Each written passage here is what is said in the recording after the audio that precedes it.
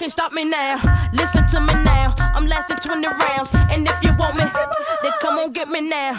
Is you with me now? Then biggie bounce. I know you dig the way I switch my style.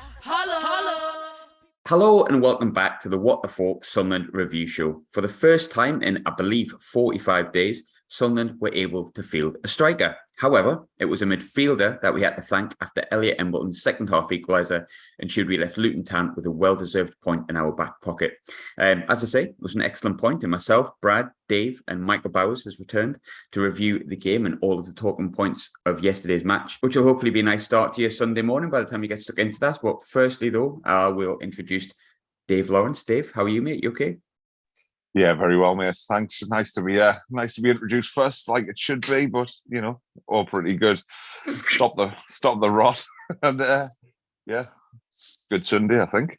And second of all, Brad, who I think's driving at the minute. You're going to be with us for 15, 20 minutes. Brad, are you all right? Yeah, I'm pulled over. Don't worry, I don't do anything illegal. Yeah, I'm good, mate. Shit to be introduced as second, like I thought we'd gone up in the world, but what can we say? Aye, true. And last but not least, of course, returned for a game the other week. I can't remember which one it was. Watford, I think, wasn't it? Oh, it was Watford, that's right. So, that's a good start. Back for an away draw. Bowers, how are you? You all right? I'm feeling 5 out of 10 this morning. Anyone who knows that Brad was Brad's just, for those who can't see, Brad's just shaking his head in disbelief because he gets sick of me saying 5. So, of course, I was going to start with that and annoy him. But I'm all right. Are you doing all right? Yeah, not too bad, mate. Not too bad. I can't really complain very much at all. For the first time in a couple of weeks, Dave, I'll come to you first with this one. It was only 20 minutes, right? But we were able to field a striker on the pitch. How relieved do you feel? Just with the simple fact that there was a man who can play up front, playing up front for Sunderland for a period of the game. Yeah, it's just nice that the ball sticks up there in certain periods of the game, just for a couple of seconds longer than it normally would, you know, instead of trying to force that pass or be a, dare I say it, Luton's goal. If had we had a centre forward on the pitch, I mean, there's a lot of problems with their goal, but to be away from home, 0-0, a minute away from half time, and then knocking a long ball forward without a centre forward, and the ball just comes straight back here and into the back of the net. Not ideal. So to see a centre forward up there, it's certainly gives you a bit more confidence going forward. Same question to you, Bowers. Obviously, I think you've been slightly different on the fence. For anyone who follows, obviously, our Twitters, I'm very much vigorously against never, ever playing without a striker. We've been sort of stuck with it, but I think you've been at the point where it's like, well, it is what it is. We just need to get on with it, which is a fair point as well. But it was really nice just to have a striker on the pitch yesterday, even if it was just for 20 minutes, wasn't it? No, I think it's overrated. Go back to playing Embleton as a striker or Pritchard as a centre forward. Dave's right, though, to sort of elaborate on Dave's point. Like, I've always been someone, well, put it this way, last week against Burnley, I was someone that made the argument that not having a striker doesn't make Nathan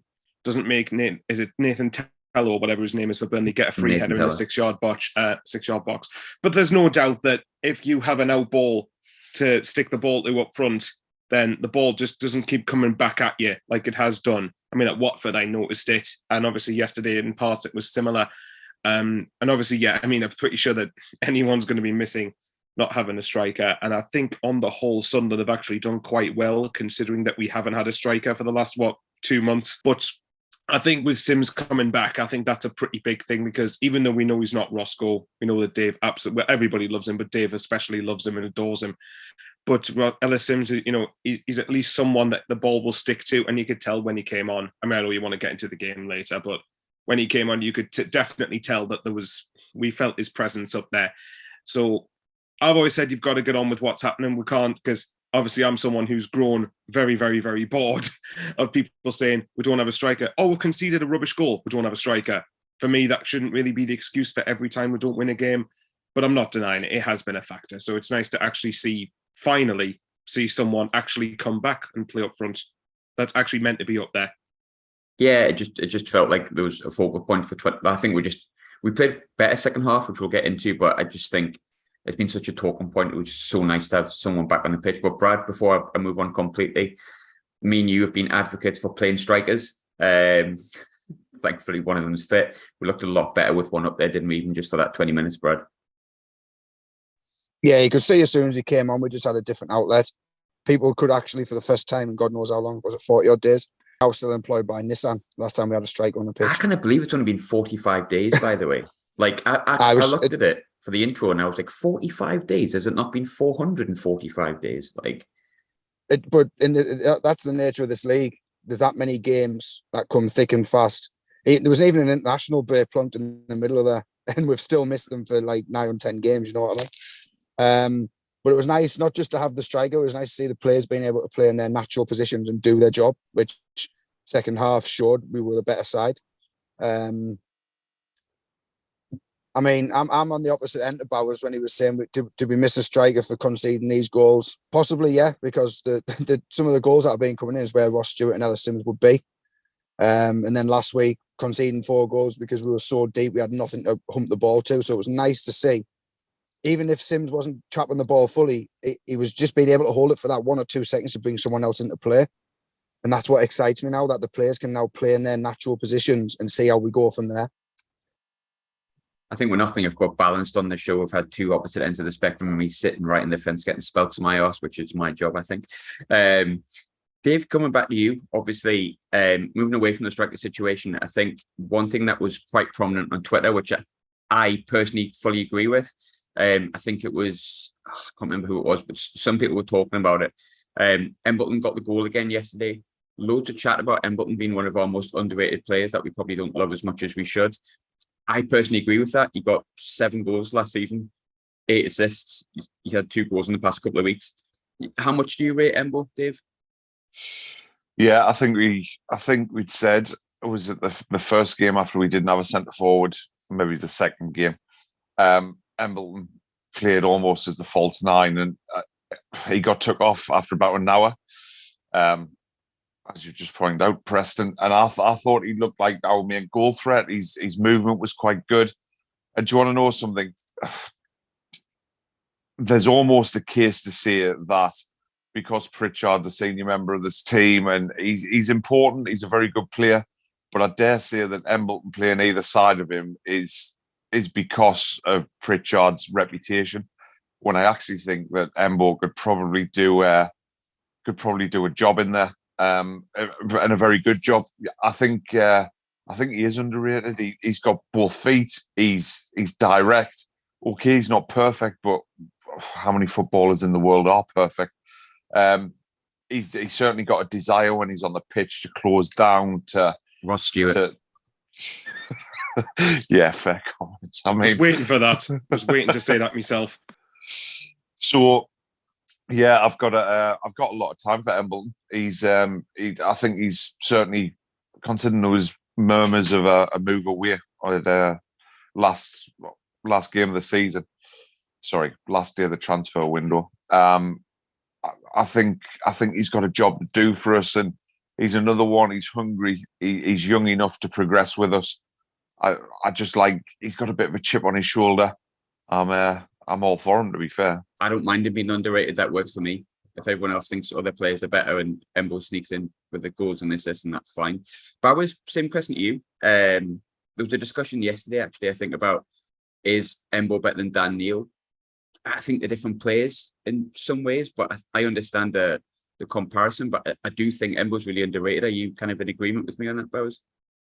I think with Embleton in the past, I've felt that in some games he's been a bit anonymous when he started, but it'd be unfair of me to exclusively just pin that to him, because there's a lot of people there's a lot of players for us that have been like that. But off the bench, when he's come off the bench, I think he's actually made an impact. But you can't ignore it. I think he scored against Wigan 2 weeks back, scored yesterday. Obviously had a hand in the goal that Dan Neil created. I think the one thing I've tended to notice, and maybe it's just me trying to be a conspiracy theorist here, but the one thing I've noticed that some Sunderland fans seem to be very harsh on the likes of Neil and Embleton. It's all those that you're harder on your own academy lads that have sort of come through your own system, which I personally don't understand.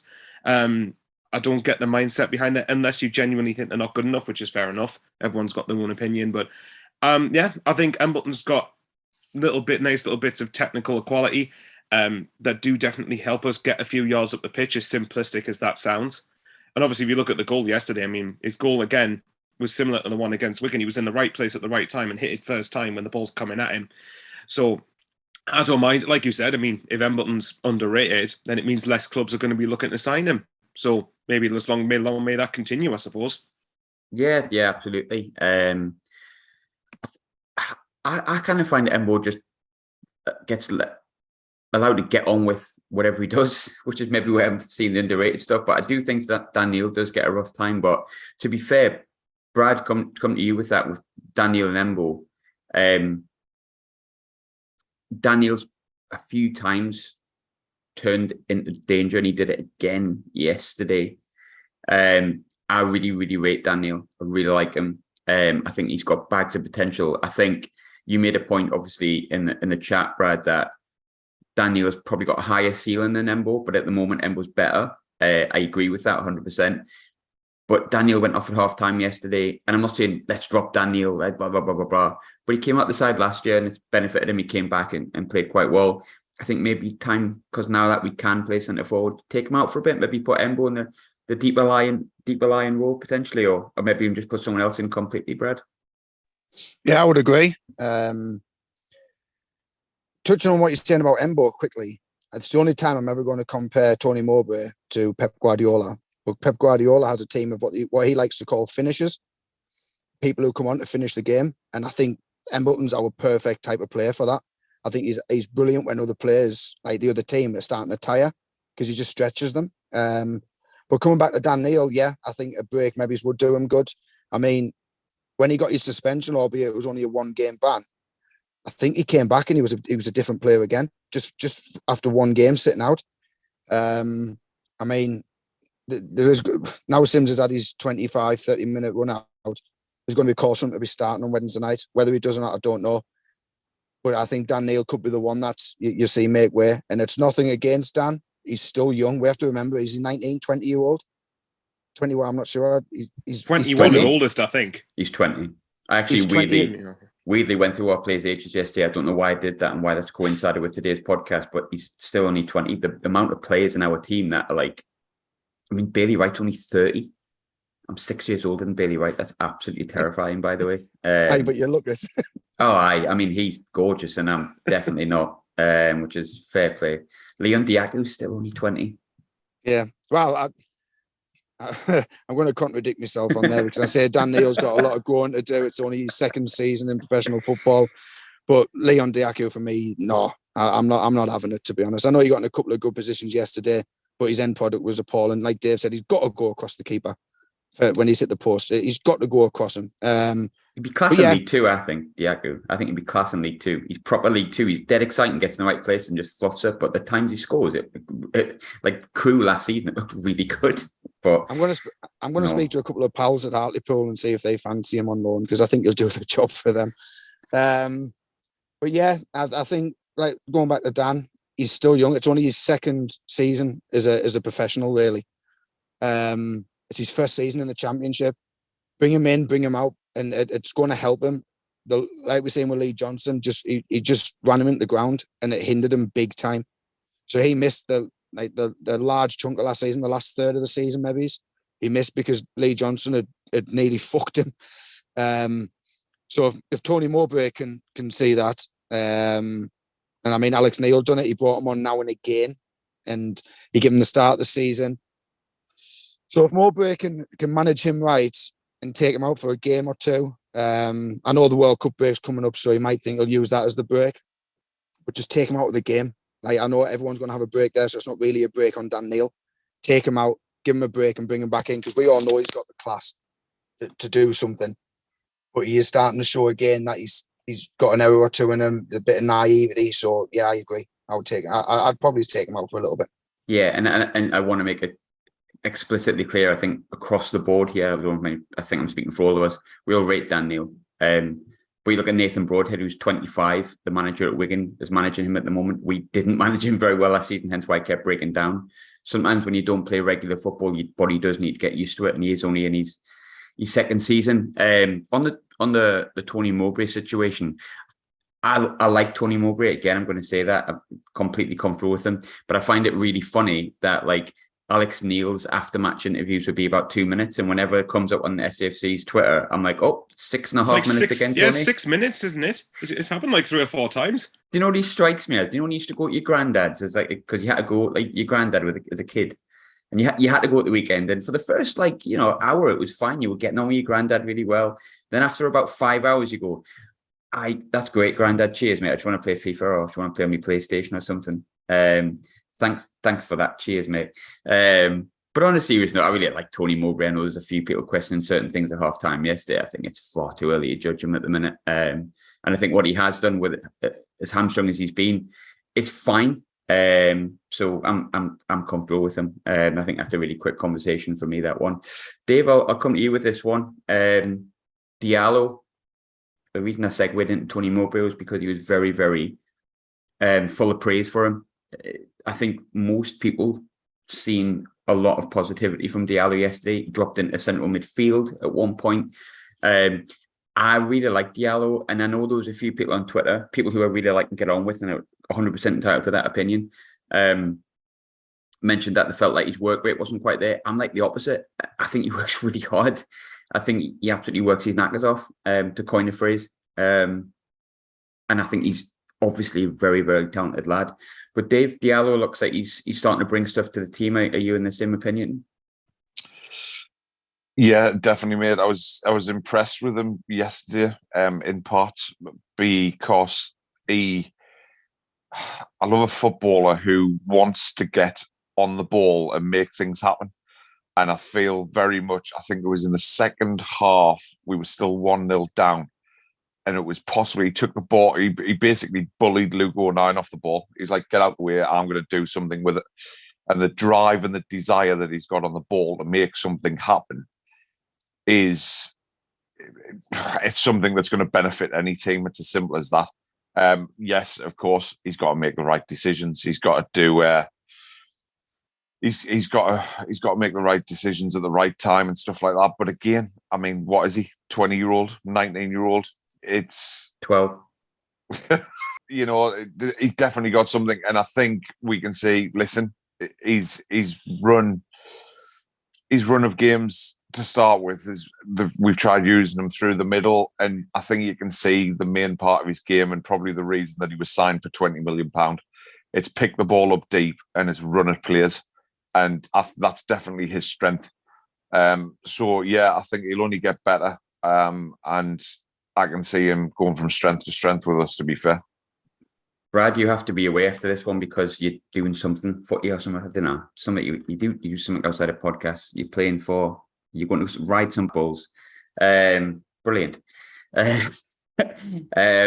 Diallo, I think me and you are both big fans, Brad. I think he had a very good game yesterday. Again, I think he works incredibly hard.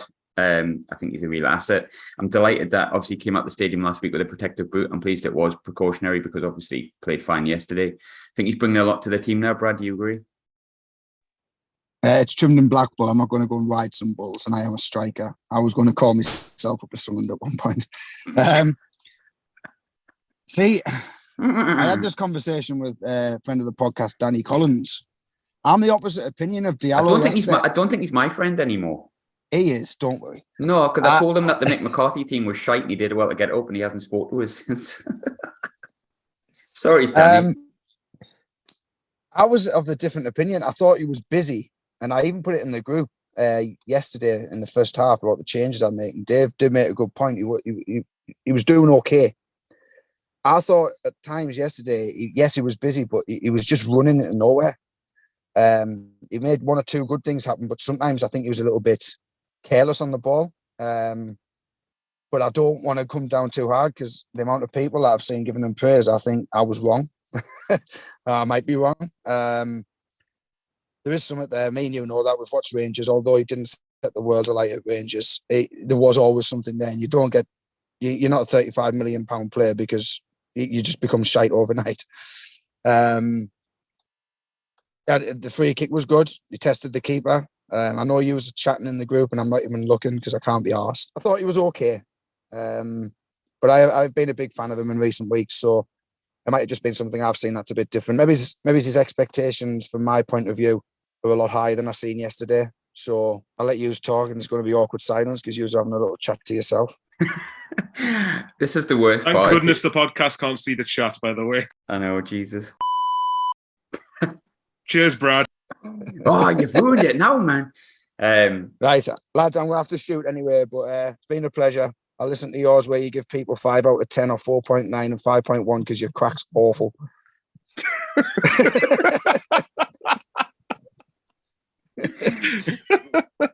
I'll catch you later, lads. I'll come to you next, Bowers, because obviously your crack is not horrendous. That's why you're on. I mean, half the time it is, but I'll take that. Well, if yours is, mine is, Jesus. I don't like stats. I know that sounds stupid. I just don't like them. I'm not a numbers person, but on the basics, we actually did really well when you look at it yesterday. And I'm not talking about XG and all that kind of stuff. That's, you know, if a goal's scored, then that's what I like. Not bothered how many times it looks like we might score. I know it applies and stuff. It's not for me. But the basic stats, we made 399 passes to Luton's 262. However, we had superior pass accuracy with 74 to 62. We also had more shots on target and more shots in general. Luton haven't got the best home record this season, but as I touched on in the preview show, the home record's improved recently. They beat QPR, for example, that haven't been beaten since like early December, I think. I think that's 4 or 5 games they're unbeaten at home now. So when you take their recent home form, it's gone back to a hard place to go and get a result. So how encouraging is that, considering that, you know, statistically, oh God, I sound like Lee Johnson, shit. Statistically, though, we put up a good show yesterday, and if anyone was likely to win, I thought it was Sunderland. Just to bring a point up earlier, if you think Tony Mowbray's interviews were long, try Lee Johnson's. They were probably just as long, if not longer.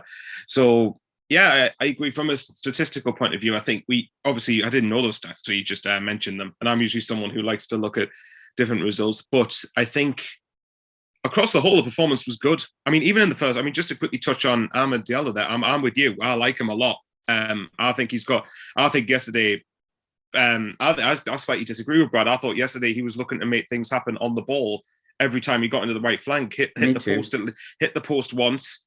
And I think you've got. I think there is a player there. I think it was just. I think Tony Mowbray said it himself that he was affected by his loan spell at Rangers last year. You watched more of Rangers than I did. Yeah, so you're in a better place than me to comment. He didn't play very often. His debut was in the Old Firm when Celtic absolutely tonked Rangers again. Well, that never helps, does it?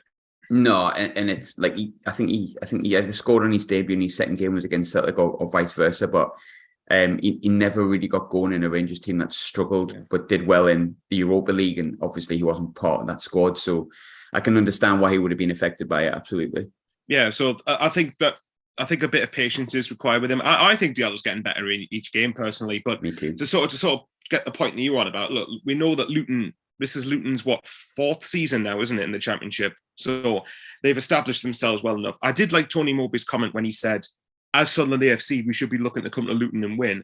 But that's obviously, I'm not going to try and be disrespectful to Luton, because at the end of the day, they are a very hard team to play against. And they got to the playoff semi-finals last year. That was for a reason. They were one of the best teams in the division last year. And look, Nathan Jones knows what he's doing there. Whatever your opinion of him is as a bloke, because he's a fiery character, to say the least. But he got them well drilled into finishing 6th last year. And although the home form this year hasn't been as good as what they would have liked, historically, that usually basically this is against the norm. Their home form is usually very good. And I mean, look at it this way: Luton went to Norwich, and I know Norwich lost quite a few games recently until yesterday, but they went and won at Norwich. They've claimed some big scalps this season already. So to go there, and when we're 1-0 down, by the way, to come and actually end up getting a point. And I thought finishing the game stronger, although you could say Luton pressed the ascendancy after 1-1. I think a point is, I said yesterday it was a must not lose game. And I think we've got the point, and hopefully it sets us up nicely for Wednesday. Yeah, I think it was really important we got a result yesterday. Especially after the second half against Burnley, it was, yeah. Yeah. Character, I think almost like I would have preferred if it was to be 1-1 and we got that result, for it to be the way that we got it, like a late-ish equaliser as opposed to... Just to interrupt, I agree with you that, because I think mentally that's a pretty big thing to go from 1-0 down, because it would have been very easy for us to crumble when you think, oh no, 1-0 down here, conceded 4 goals in the second half last week, but to stay in the game, show the character to get back into it, I think will do these lads a world of good. I think those young lads needed that after last week. And I think if you look over the last 4 games, no wins. One win, I think. Against Wigan, and that came from behind. Yes, he was coming from behind. Yes, Burnley was the polar opposite, but it's gone now, and Burnley are a good side. Probably the most impressive we come up against this season. They'll at least finish top 2 for me, if not win the division. Burnley, to keep it up. Just the style and the way they play is very, very good. And I get, yes, last week was frustrating. We touched on it, but character's massive. And I'm really, really pleased that we seem to have a character where we can pull it back from being 1-0 down. We've done it a few times. Also we've been dragged back and gone back in the lead again. And like towards the end of League One, the Chef Wed game in the playoffs, I think there's a character in this team, and that's a fantastic building block at the very least. I also think we've got very talented players. One negative, Dave, and I've touched on this sporadically, and then it's began to become more of a regular feature in this. And again, I feel like I've done this 3 or 4 times. I love him. I think he's one of our most talented players we've had in the past 5 to 6 years. I think his attitude's excellent. I really enjoyed his podcast during the week. On the Sunderland's official channel, I thought he spoke very honestly. I thought he spoke with a good level of experience, and I think he's a cracking player. But Pritchard isn't looking himself, and you can dress it up as much as you like. For me, he doesn't. In my opinion, he does not look himself. He was taken off yesterday, early doors. You might disagree with me, Dave, but assuming you agree with me, what's going wrong with him at the minute? Why is it not quite clicking? I think personally, he has been the biggest victim of not having an Ellis Sims or a Ross Stewart, if I'm perfectly honest. To play in that shadow striker type of role and look for them balls through, having that centre forward who kind of takes up. I mean, someone like Ross Stewart. I think we were at the beginning of the season, we were very surprised to see 2 centre forwards up front. Because we fully expected that it would be Ross Stewart through the middle on his own, simply because of the donkey work that he does, the fact that he can give you the option to cross the ball, the fact that he can give you the option to put the ball behind the fullback, the fact that he can give you the option to have a slide rule pass and play on the defender's shoulder. And when you think about it, all them things just with Ross Stewart alone are what Pritchard is the best at. It's all very well playing a 25-yard ball crossfield. I think any professional footballer at this level can do that. But to see them little reverse passes, to see them slide rule balls for the wingers because the centre forwards created a bit of space, I think that's what Pritchard's been missing. There's been nobody running in front of him with that type of ball. They've tried to do it a bit with Jack Clark, but he's a bit too lightweight, so the option isn't really there. So I think he's probably, every time he's seen that ball, and Pritchard's always on the half turn, he's always looking to go forward and stuff like that. It's probably made him recede into a shell a little bit. The fact that he hasn't, you hear it a lot. I remember Paul Scholes talks about it quite a lot with that Man United team of how he just knew. I think I was listening to him the other day in a clip talking about Ruud van Nistelrooy. Before he's even received the ball, he knew where Van Nistelrooy would be. And that's the type of player for me that Pritchard is. He knows where Ellis Sims will run. He'll know even more so where Ross Stewart will run, so he can put the ball in there. And because it's half a yard quicker in the brain than anyone else, it just takes so many players out and it makes him look more impressive. Problem is, when he just makes a 5-yard ball to a winger and lets the winger run at the defender, it doesn't quite look as impressive. So I think that's where he's struggled recently. Listen, I'm all for, if he's not been effective in the team, play someone else. Whether that's his fault, whether it's management's fault, whether it's because players are injured and he's unlucky, I'm not quite sure which one of the 3 it is. But yeah, I don't. He's a pretty chilled out character, isn't he? He's not one of those who. So I can understand. I can understand the percentage of Sunderland fans who are like, get him out. He doesn't care. He's off to Stoke in January and stuff like that. I don't understand that one. If you go to Stoke, then fair enough, mate. Get yourself away. Yeah, exactly. And I can't see why I want to. Well, exactly. I think he's got more talented players around him here. I think we took a chance on him. Also, he took a chance on dropping down to League One. I understand that, but I think he just likes it here, Dave, doesn't he? I think there's you'll always get conspiracy theorists, and Twitter is as I always say, it's not really a barometer because it can be quite reactionary. But I don't think I don't look at Pritchard and go, that's a player that wants to be away. I just see a player that's out of form, and I think what you've said before about the strikers is probably the main reason for it. Yeah, and that's it. I tell you what, I was talking. I was up for the Burnley game last week, and I was with Glenn, Glenn Little, and he said, he goes, you know something, Dave? There's a saying in football. I hate it. It goes, it's all about cliches. He goes, the reason that the cliches is because they're true. Last week was a game of two halves, and literally when it comes to Pritchard, whether it's this level, whether it's Premier League, but class is permanent and form is temporary. And ultimately, he will find his feet again. He will go on a spell of making some assists. He will look like a classy player again. It's just not happening for him at the minute. And I think that's probably the tactical side of things more than it is the fact that he can't be arsed. Yeah, I think so as well. I don't think it's anything to do with attitude. I think it's probably confidence more than anything. Silly taking the quick free kick yesterday, but he's trying to make things happen almost desperately. So that's why he's taking the quick free kick. I mean, looking at his stats last season, he was 39 games, 4 goals, 9 assists.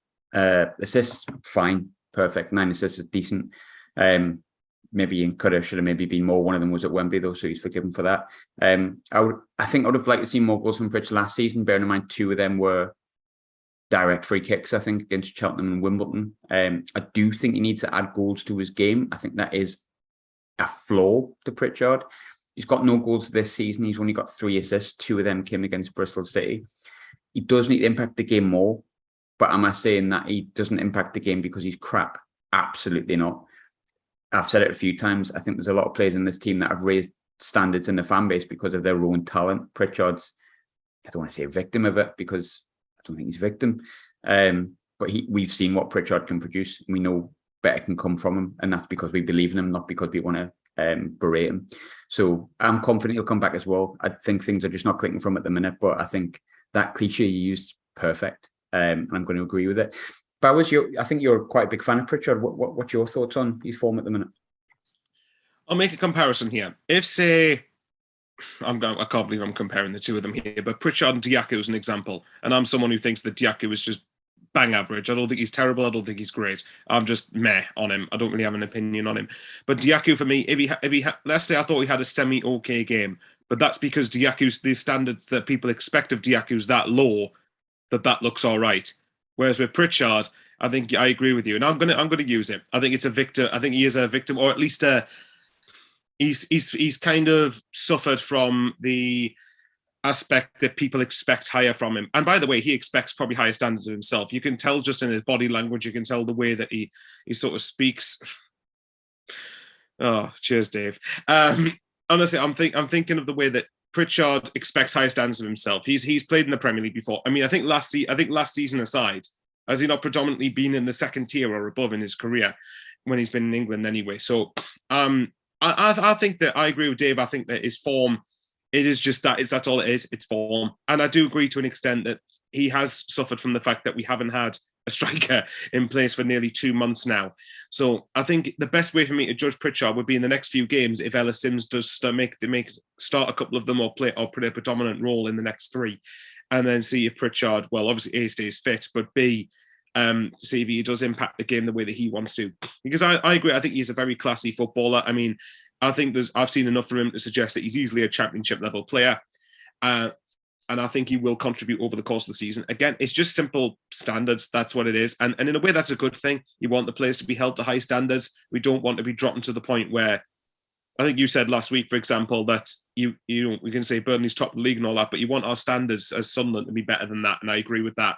And this is one of the reasons when Tony Mowbray said we expected to come away with a win yesterday because it's Sunderland. And that'll sound arrogant to some people. I don't think it is arrogant. I think that's just the way it is. But with Pritchard, yeah, I'm a big fan of him. I think he's shown enough promise. He's shown enough quality, and he took the chance to drop down to League One. We took a chance on him. It worked, thankfully. Thankfully, it worked.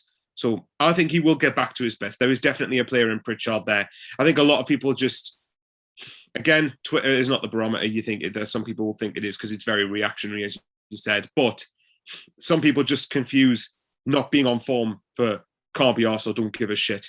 And I think people need to. I've been guilty of it myself. I suppose we all just need to start learning the difference.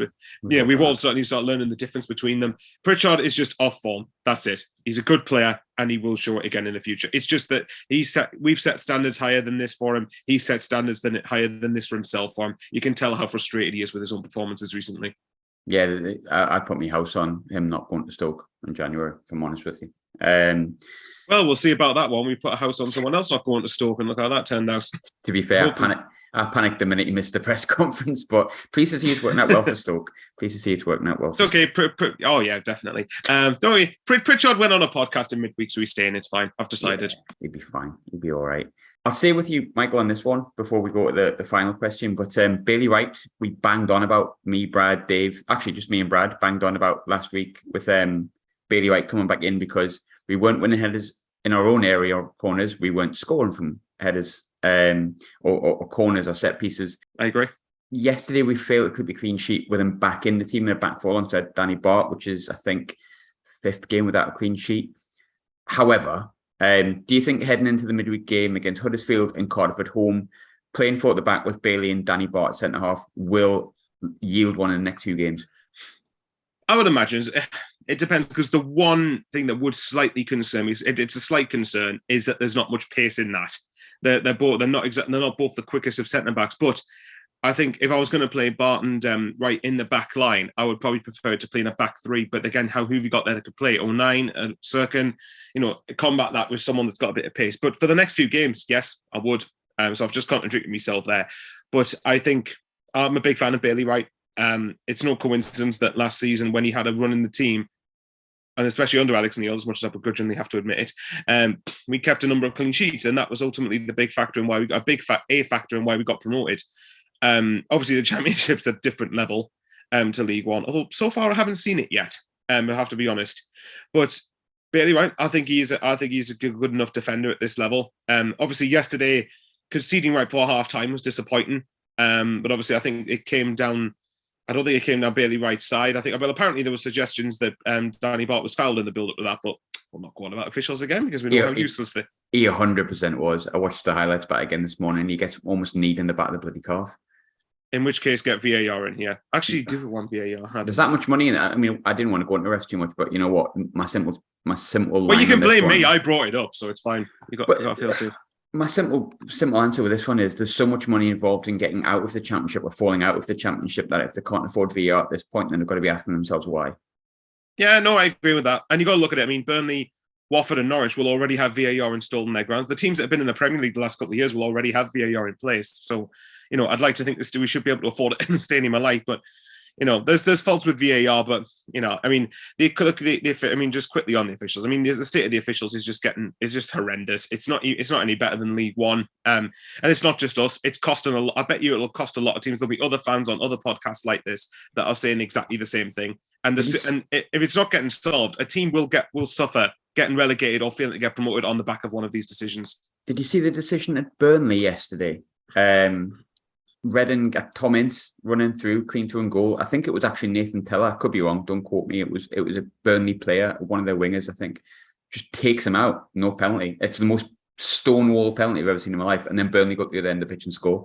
No, I didn't see that. But again, that does not shock me.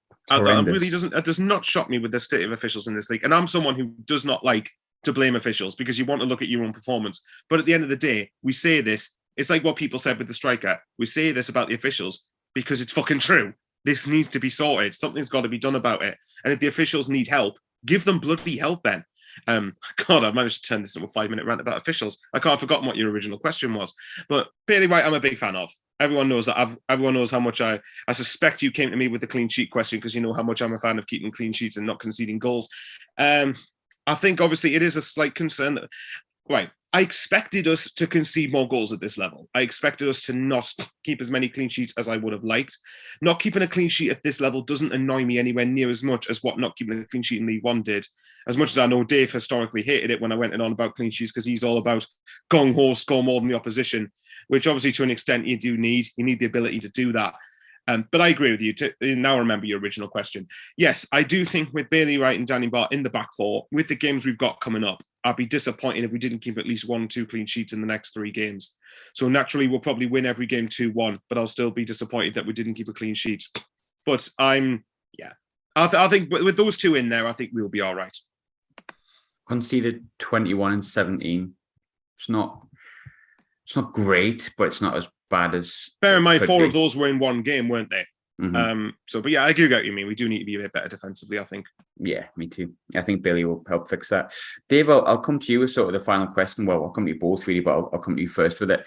Next 2 games, we've dropped to 16th, but essentially we're pretty much the same distance we were from the relegation spots, i.e. 4 points as we were last week after the result, and we are still we're a little bit further off the playoff position, so we're now 7 points away from 6th. I think ultimately, I know there's I don't like being like, oh, we're just going to be in the middle, because I thought we could have achieved more the way we started the season, but we are where we are at. Next 2 games seem really big though, because when there is only 4 points and the gap above is getting a little bit bigger, not massive, but a little bit bigger, you do look over your shoulder a little bit. We've got Huddersfield, they're second bottom, but they've picked up quite a bit recently. Tougher game than maybe it would have been a few weeks back because the new manager coming in. Cardiff at the time of speaking have exactly the same amount of points as us, and we're at home. Rather than asking you how many points you think we'll get, Dave, I don't think 2 points would suffice. Obviously 6 would, but would you be happy with 4 points from the next 2?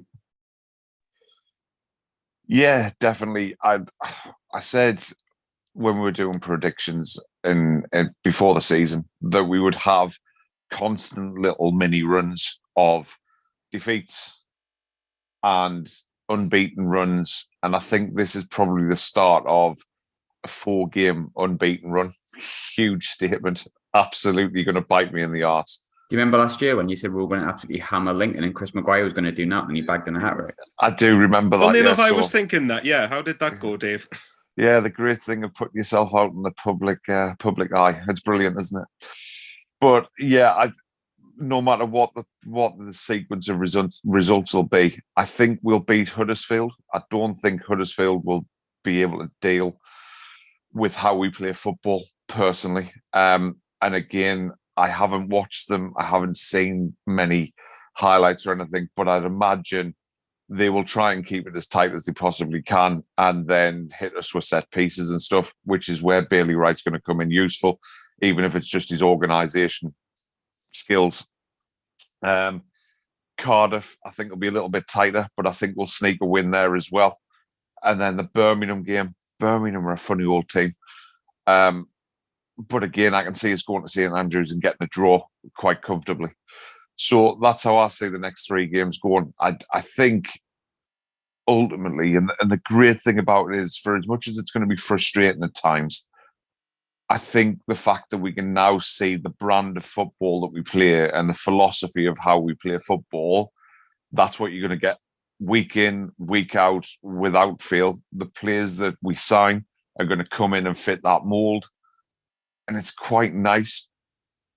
I'm excited for the immediate future.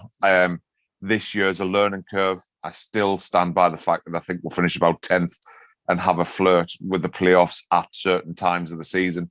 I think the championship is bang average. I think everybody is as good / as bad as everyone else. And that goes for the likes of Burnley.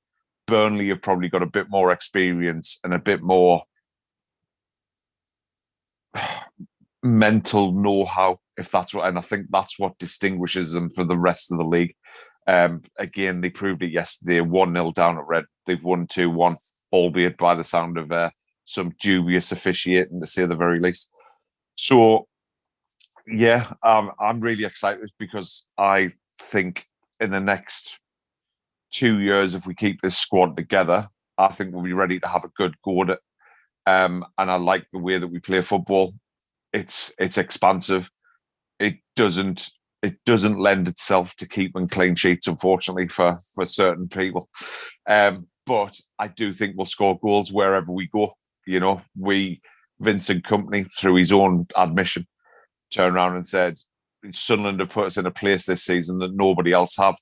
That's a decent compliment. And as we grow a little bit more, I think next year, if we get into that position, we'll put the opposition to bed, so to speak. So yeah, really excited, really looking forward to Wednesday night, and I think it'll be a positive result personally. Yeah, I agree with a lot of that, mate. I really do like the way we play football. I genuinely do. I think we play nice football. There's things that frustrate me, mainly which I speak about, because I, for some reason, tend to fall on the negative side of the fence sometimes. But I feel positive. I'm enjoying watching Sunderland, and I'm enjoying supporting Sunderland, which I haven't said for a decade, give or take. But Bowers, same question to you. Obviously, next 2 games on paper are games that we could, if you get 6 points from, it's not a shock. But at the same time, they are tough games. Huddersfield have improved slightly, although their position doesn't indicate that. Cardiff are, at the time of speaking, a point below us, but we are at home. And I don't think Cardiff are any great shakes. Obviously, the same amount of points as us, but we could say, well, we've played 10 of those games or 11 of those games without centre forwards, which indicates that potentially maybe we're slightly better than where we should be. But 4 points from the next 2 games would be okay. Yeah, I think the way I view games is I view them as in little chunk. I think it was who was it? I think it was on Quest last season. I think Carl Robinson, the Oxford boss, kind of views the games the same way I do. And obviously he's a professional manager and I'm never going to be. But I view them in little blocks where if say out of this many games, I want a minimum of this many points. And I felt before yesterday, I viewed Luton, Huddersfield, Cardiff and Birmingham. I wanted a minimum of about 6 points. And that was at minimum. Ideally, I want a bit more than that. If I look, we talked about stats earlier, put it this way. I looked at Huddersfield's stats against Millwall, and this is just me going off stats that I haven't watched the game. So I don't know if there's anyone in this podcast who listening to it that did watch Huddersfield Millwall. I can't imagine why. But if there was anyone, they said that Huddersfield had 14 shots to Millwall's 4, 5 of which on target to their 1. So that suggests to me that they were easily the better side. But again, that's just without context. I haven't watched the game. So I think it will be a tougher game than probably what it would have been a couple of weeks ago. Having said that, I'd like to think with Ellis Sims back, that I think we'll probably have more joy. I don't know whether Ellis Sims starts, as Brad said. Whether he starts, I don't know on Wednesday night. But I would like to think there's a chance that he will be featured. Apparently Jack Clark suspended for this game. So that's another thing we've got to consider. Could it be that Ellis Sims plays up top, Ahmad and Roberts played where Ahmad and Clark played yesterday? So Diallo and Clark played yesterday. But I would say 4 points is about right. I think if you get 4 points out of the next 2, then I think it's a satisfactory return. I think any less than that is disappointing.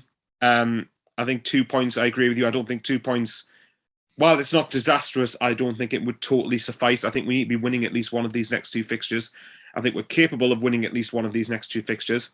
And one thing that I'll touch on the point you made last week, that you said was a slight concern. And I would say it's not so much concern, but it is something that I think needs improving. I think our home form has got to be a bit better. I think we do need to start picking up a few more wins at home. Although the home form is about to piss off Brad even more, 5 out of 10, where you've lost twice at home, but you've only won twice at home.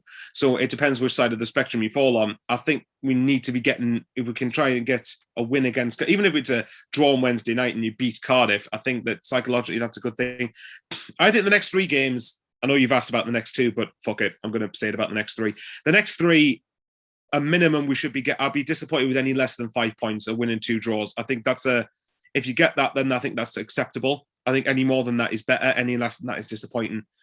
Like Dave said, though, Birmingham's a funny team. I could see us going there and getting a draw, but Birmingham clearly at home have been no mugs this season. They've given teams a good go.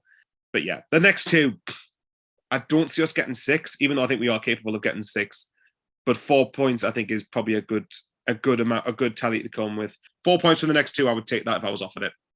Yeah, I think so too. I think it's really important that we do win a game, because as much as there's been a lot positive, and we've spoke mainly positive, and this has happened quite a bit, we've won 1 and 8.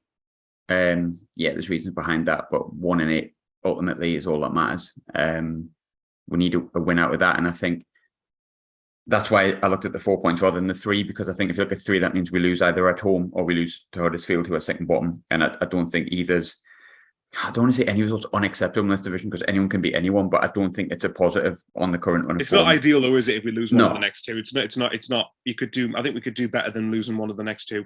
Yeah, me too. And not just drawing twice, by the way, to clear that up. And then obviously you've got the winter break, which comes in after the Birmingham game, and then after that we'll look hopefully forward at playing a team that's what you'd expect to be our starting 11. But Dave and Michael, thank you very much for joining me. I'm Brad, of course, who left a little bit earlier, a bit of a longer one, this one. We have obviously upgraded Zoom. Yeah, we're now living in the real world. So we went a little bit longer this morning, but hopefully you've enjoyed it. Please continue with the feedback. Like I always say, I don't really mind if people don't subscribe or not, but I want to make sure you enjoy it. And I can take anything constructive, which is fine. If there's anything you'd like to see us do, like to see us shorten it, lengthen it, whatever you want, it's up to you. The show is obviously for you, not necessarily me. So please continue with the feedback. And thanks for listening as always. Cheers, guys.